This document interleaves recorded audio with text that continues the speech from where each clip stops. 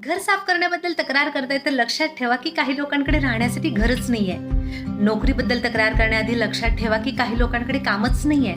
घर खूप अस्ताव्यस्त असतं म्हणून मुलांवरती रागवण्याआधी लक्षात ठेवा की हा अस्ताव्यस्तपणा तुमच्या मुलांच्या हसण्याचं, खेळण्याचं, बागडण्याचं चिन्ह आहे.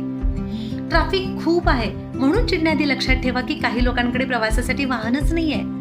आरोग्याची किरकोळ तक्रार आहे त्याबद्दल कुरकुर करण्याआधी लक्षात ठेवा की काही लोक रुग्णालयाच्या बेडवरती जीवनासाठी झगडत आहेत.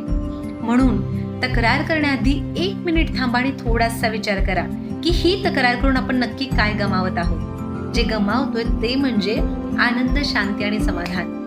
मन एकाच वेळी एकतर तक्रार करू शकतं किंवा कृतज्ञ राहू शकतं.